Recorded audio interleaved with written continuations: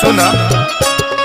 तू पढ़ल लिखल बारू धनिया केहू से जुबान न लड़ई हा चुपचाप बात सब सहल करो हमरो तू लाज बचई हा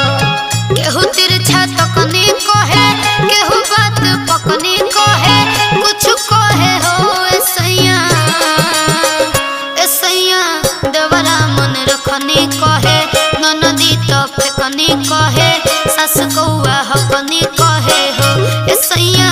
देवरा मन रखनी कहे ननदी तो फेकनी कहे सास कौआ हकनी कहे हो।